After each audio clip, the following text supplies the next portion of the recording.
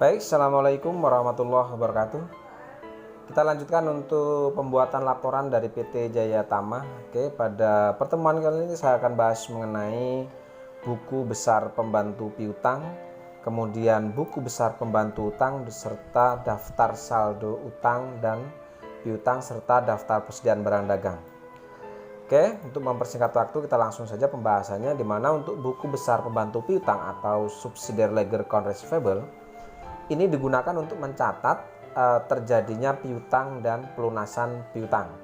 Di mana untuk sumber data yang akan kita gunakan untuk mengisi buku besar pembantu piutang ini adalah kita akan coba cari nanti di jurnal penjualan, kemudian jurnal penerimaan kas dan jurnal umum.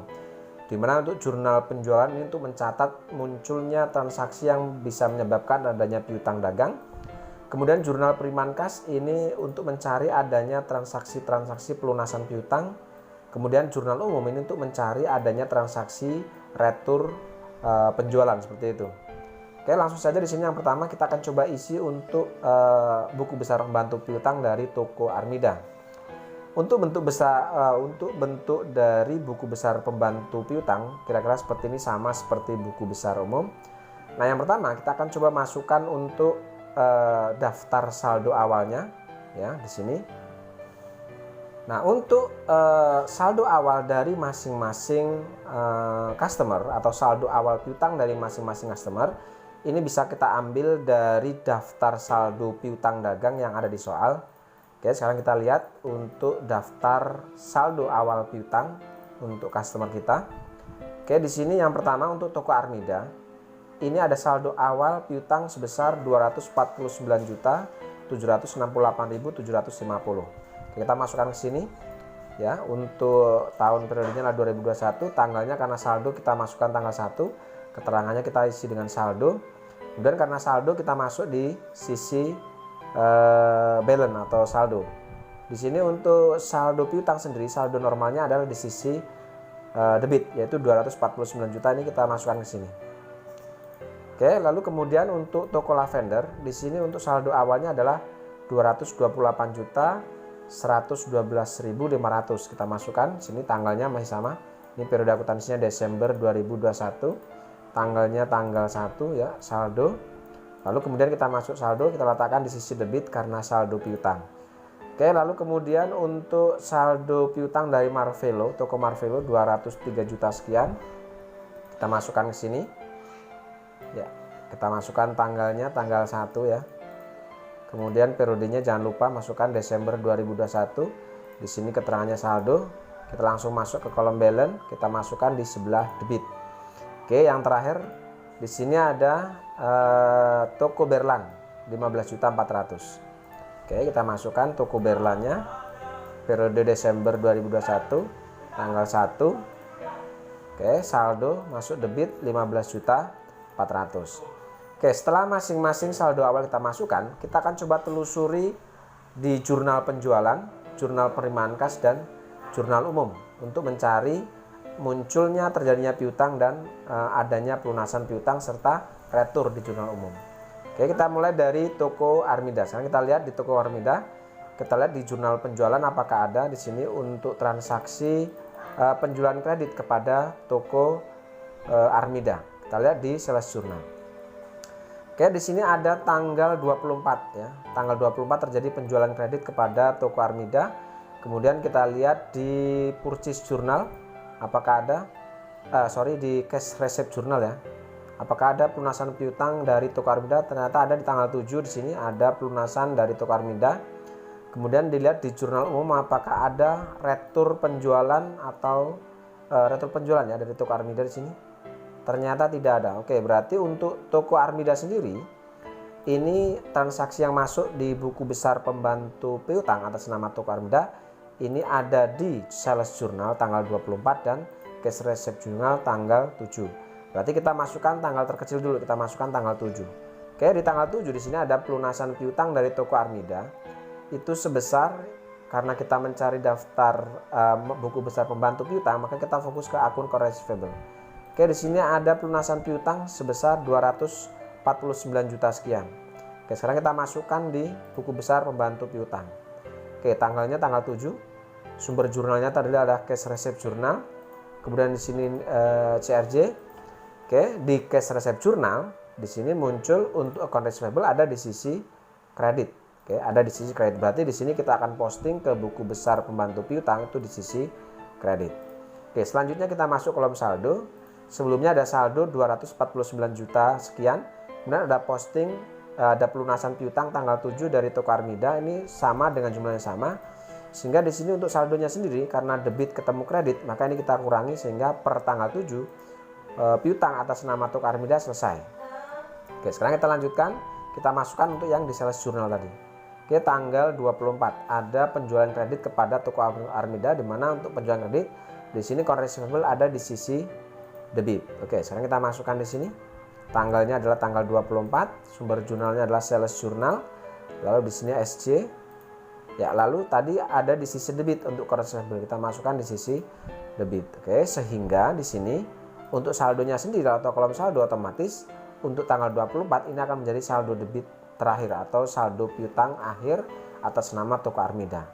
Oke, ini kita turunkan sebagai saldo di sini. Oke, ya seperti ini kira-kira. Oke, toko Armida selesai. Sekarang kita masuk toko Lavender. Sekarang kita akan telusuri di jurnal penjualan, jurnal penerimaan kas dan jurnal umum. Apakah ada transaksi yang berhubungan dengan toko Lavender? Oke, kita lihat di sini toko Lavender ya. Ya. Di sales jurnal ada transaksi atas nama toko Lavender penjualan kredit tanggal 6. Oke. Lalu kemudian kita cek di cash receipt journal apakah ada pelunasan piutang atas nama toko Lavender. Ternyata ada tanggal 13. Ya, ada tanggal 13 dan ada tanggal 28. Oke, lalu kemudian kita lihat di jurnal umum apakah ada retur di sini. Ternyata tanggal 8 di sini ada retur. Oke, sehingga transaksi yang masuk di buku besar pembantu piutang atas nama toko Lavender itu ada di sales journal tanggal 6 dan tanggal 24. Di cash receipt journal ada tanggal 13, di sales journal tadi ada tanggal 6. Kemudian cash receipt journal ada tanggal 13 dan tanggal 28 dan jurnal umum ada tanggal 8. Oke, sekarang kita masukkan tanggal terkecil yaitu tanggal 6. Kita masukkan di buku besar pembantu piutang. Oke, tanggal 6 kita masukkan ke sini. Ya, di sini sumber jurnalnya adalah sales journal. Di sini SC. Oke, di sales journal account receivable atas nama toko Lavender itu muncul di sisi debit di sini. Ya, ada muncul di sisi debit. Maka di sini akan kita posting ke buku besar pembantu piutang toko Lavender di sisi debit. Oke, lalu kita masuk kolom saldo. Sebelumnya ada saldo debit 228 juta. Ada posting dari sales journal itu di sisi debit 289 juta sekian. Debit ketemu debit berarti kita jumlahkan, kita letakkan di sisi debit. Oke, itu tanggal 6. Kemudian setelah tanggal 6 kita akan masukkan yang tanggal 8. Ada retur sini. Oke, dari retur di sini account receivable ada di sisi kredit atas nama toko Lavender. Kita masukkan di sini tanggalnya tanggal 8. Oke, keterangannya di sini adalah general journal. Di sini GJ. Oke, di general journal untuk account receivable atas nama toko Lavender itu ada di sisi kredit. Oke, berarti di sini untuk buku besar pembantu piutang kita meletakkan di sisi kredit. Oke, kita masuk kolom saldo. Sebelumnya ada saldo debit 517 juta sekian. Kemudian ada posting dari general journal 15 juta 400. Debit ketemu kredit berarti kita kurangi 517 juta sekian dikurangi 15 juta 400. Ketemu saldo sementara adalah 502 juta sekian. Oke, kita masukkan lalu ke tanggal atau di sini tanggal berapa Lavender? Tanggal 13. Oke, kita masukkan tanggal 13. Oke, tanggal 13 itu ada di cash receipt journal. Ada pelunasan dari toko Armida. Oke, di sini untuk cash receipt journal di atas nama toko Lavender tanggal 13 ini account receivable ada di sisi kredit. Oke, sekarang kita akan masukkan di buku besar pembantu piutang di sisi kredit. Ya, di sini. Oke, lalu kita masuk kolom saldo. Sebelumnya ada saldo 502 juta sekian. Kemudian ada posting dari cash receipt journal di sisi kredit. Oke, debit ketemu kredit. Berarti ini kita kurangi. 502 juta sekian dikurangi dengan 228 juta sekian. Ketemulah saldo debit sebesar 274 juta sekian. Oke, setelah tanggal 13 kita masukkan yang tanggal 28 ini. Oke, tanggal 28. Oke, keterangannya adalah cash receipt journal. Di sini sama CRJ. Oke, tadi di cash receipt journal ada di sisi kredit ya. 274 juta sekian. Di sini kita lihat 274 juta berarti yang ini ya. 274 juta sekian. Oke, kita masukkan ke sini tadi. Oke, setelah itu kita masuk kolom saldo. Sebelumnya ada debit 274 juta. Di sini ada hasil posting dari cash receipt journal, jumlahnya sama. Oke, karena sama otomatis debit ketemu kredit dikurangi, hasilnya 0.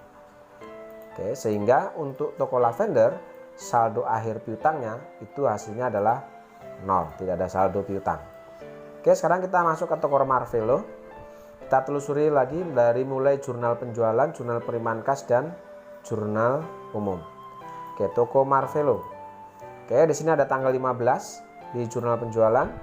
Kemudian ada transaksi atas nama toko Marvelo tanggal 14. Kemudian di jurnal umum kita lihat apakah ada toko Marvelo. Oke, tidak ada. Berarti di sini untuk toko Marvelo hanya muncul di sales jurnal dan di cash receipt journal. Sekarang kita masukkan dari yang di tanggal 15 dulu. Tanggal 14 berarti yang di cash receipt journal ini. Karena tanggal 14 ini lebih awal tanggalnya atau terjadi transaksinya.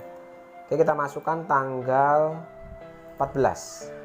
Oke, sumber jurnalnya adalah cash receipt. Di sini untuk cash receipt sendiri ada piutang, ada di sisi kredit. Sehingga di sini kita masuk saldo, sebelumnya ada saldo 203 juta sekian. Kemudian ada hasil posting dari jurnal penerimaan itu 203 juta sekian, sehingga di sini hasilnya 0. Ya, lalu kita masukkan yang di sales jurnal tanggal 15. Oke, tanggal 15 itu ada di jurnal penjualan. Kemudian untuk cash receipt jurnal di account receivable sendiri di jurnal penjualan itu ada di sisi debit. Oke, berarti kita posting ini di sisi debit yang ini. Oke, kita masukkan ke sini. Lalu kita masuk saldo. Sebelumnya saldonya habis karena ini penjualan, muncul piutang baru, otomatis akan menjadi saldo. Ya, otomatis yang posting dari sales jurnal akan menjadi saldo akhir. Oke, sehingga di sini untuk toko Marvelo menyisakan saldo akhir piutang itu 224 juta sekian. Oke, sekarang terakhir untuk toko Berlan di sini. Kita lihat di sales jurnal apakah ada, tidak ada. Kemudian cash receipt jurnal atas nama Berlan tidak ada. Oke, jurnal umum. Oke, tanggal 21 ada penghapusan piutang dari toko Berlan di sini. Oke, di sini untuk piutang ada di sisi kredit. Oke, sekarang kita masukkan di buku besar pembantu piutang atas nama toko Berlan. Tadi tanggal 21 sumber jurnalnya adalah General Jurnal, refnya GJ. Oke, tadi ada di sisi kredit. Ya, sehingga kita masuk ke kolom saldo. Sebelumnya ada saldo 15.400.000. Ada hasil posting dari General Jurnal 7.700.000 sehingga di sini saldo akhirnya ketemu sebesar 7.700.000 dan ini akan menjadi saldo akhir piutang dari toko Berlan. Oke, untuk buku besar pembantu piutang selesai. Sekarang kita masuk ke buku besar pembantu hutang. Caranya masih sama, cuma hanya di sini hanya beda sumber jurnalnya. Kalau sumber jurnal untuk hutang dagang ini adalah jurnal pembelian, jurnal pengeluaran kas, dan jurnal umum. Jurnal pembelian ini jika ada terjadi hutang, jurnal pengeluaran kas ini jika ada transaksi pelunasan hutang, jurnal umum untuk mencari transaksi adanya retur pembelian. Oke, sekarang kita mulai dari toko Dirama dulu. Yang pertama kita masukkan dulu saldo awalnya. Dimana untuk saldo awal ini bisa kita ambil di soal, yaitu di daftar saldo hutang. Di sini hanya ada dua supplier, PT Dirama dan PT Andara. Oke, PT Dirama di sini ada saldo hutang 297 juta sekian. Saldo hutang ini kita akan masukkan sebagai saldo di sisi kredit karena normalnya saldo hutang itu ada di sisi kredit. Lalu untuk PT Andara di sini untuk saldonya sendiri. Ya, untuk saldonya ini pun sama di sisi kredit, yaitu jumlahnya adalah di sini untuk PT Andara ya itu 325 juta sekian. Kita masukkan sini. Oke, setelah saldo awal dimasukkan, sekarang kita akan telusuri. Munculnya terjadinya hutang dagang dan transaksi pelunasan hutang serta transaksi retur. Kita mulai dari jurnal pembelian dulu. Oke, kita masuk purchase journal sini. Kita cari dulu yang pertama, kita coba isi buku besar pembantu di utang atas nama PT Dirama. Kita masuk ke purchase journal. Oke, PT Dirama di sini ada transaksi pembelian secara kredit tanggal 20. Kemudian cash payment journal PT Dirama ada transaksi tanggal 17. Jurnal umum apakah ada transaksi retur? Oke, tanggal 22. Oke, berarti ada transaksi tanggal 22 di jurnal umum. Kemudian tanggal 17 di cash payment journal. Dan ada tanggal 20 di purchase journal. Sekarang kita masukkan dulu yang tanggal 17 berarti di cash payment journal ini. Atas nama PT Dirama. Oke, kita masuk ke buku besar pembantu utang atas nama PT Dirama. Kita masukkan tadi tanggal 17. Kemudian di sini sumber jurnalnya adalah cash payment journal. Di cash payment journal hutang dagang atau account payable ini di cash payment ya, di jurnal pengeluaran kas ini ada di sisi debit. Oke, berarti kita masukkan ini di sisi debit di buku besar pembantunya. Kita masukkan di sisi debit di sini berarti ya, kita masukkan. Lalu kita masuk saldo. Sebelumnya ada saldo kredit 297 juta sekian. Kemudian tanggal 17 ada posting ya dari cash payment journal, jumlahnya sama. Kredit ketemu debit dikurangi berarti hasilnya 0.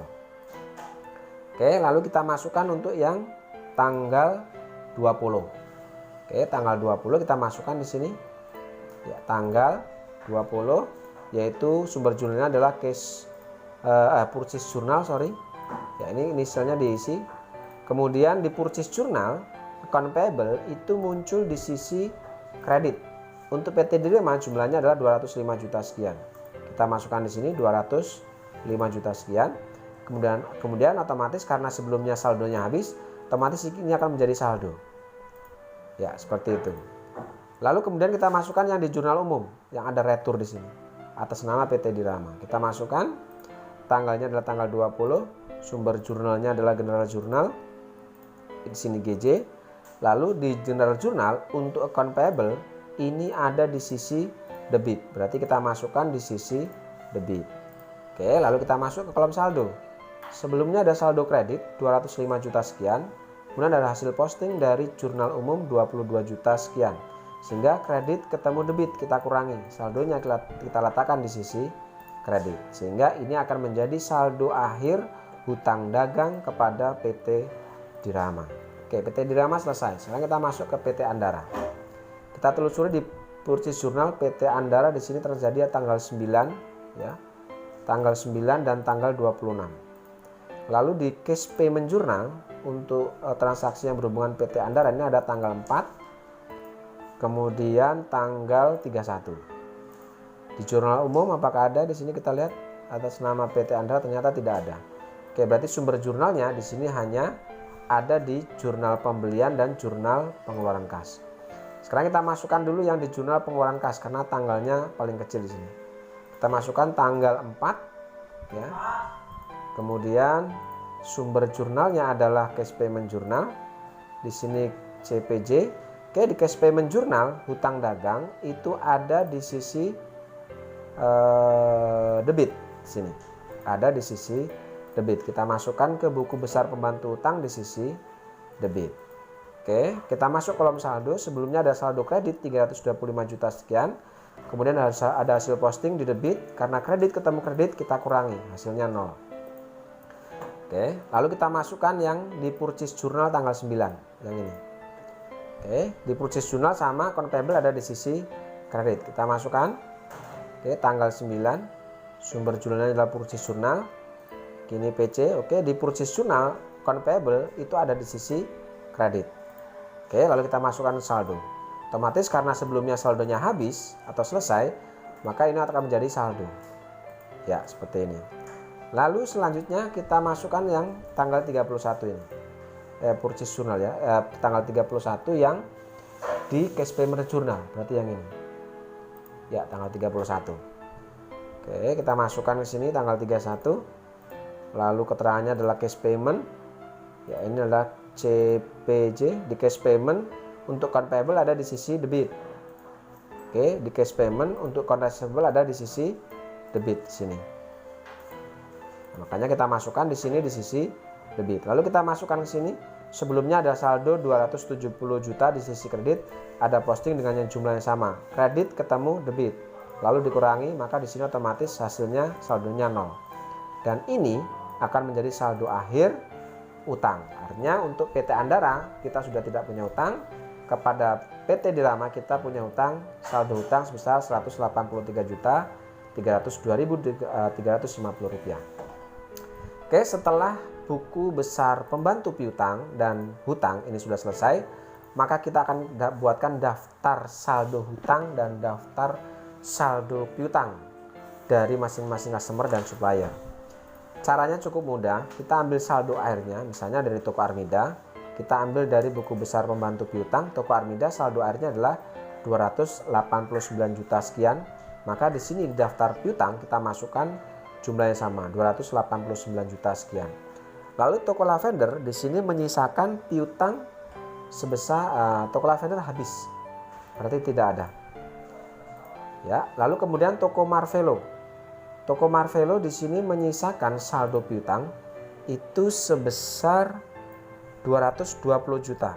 Kita masukkan di daftar saldo 224 juta sekian. Lalu yang terakhir adalah toko Berlan. Toko Berlan di sini untuk piutangnya menyisakan saldo piutang 7.700.000. Kita masukkan di sini 7.700.000. Oke, lalu kita jumlah saldonya. Ya, di sini ketemulah saldo total saldo piutang sebesar 522.156.250. Oke, untuk daftar saldo utangnya, toko Dirama di sini menyisakan saldo utang. Ya, kita menyisakan saldo utang kepada PT Dirama itu 183 juta sekian. Kita masukkan. Dan untuk PT Andra ini tidak ada saldo hutang, berarti di sini 0. Oke, sehingga saldo hutang itu totalnya adalah 183.302.350 rupiah. Dan terakhir adalah daftar persediaan. Untuk daftar persediaan tipe 1 dan tipe 2 kita ambil dari kartu persediaan. Nah, di sini untuk lemari panjang tipe 1 menyisakan nilai persediaan, ada saldo nilai persediaan itu 194.660.492. Ini kita masukkan di sini sebagai saldo nilai dari persediaan. Lalu untuk lemari panjang tipe yang kedua ini menyisakan saldo persediaan, total nilainya adalah 272 juta sekian. Maka kita masukkan ke sini 272 juta 992.980, sehingga total nilai persediaan itu berjumlah 467.653.472. Oke, saya rasa untuk pertemuan kali ini selesai pembahasan mengenai buku besar pembantu piutang, buku besar pembantu hutang, dan yang terakhir adalah daftar saldo piutang, hutang, dan daftar saldo persediaan. Saya rasa cukup. Terima kasih. Assalamualaikum warahmatullahi wabarakatuh.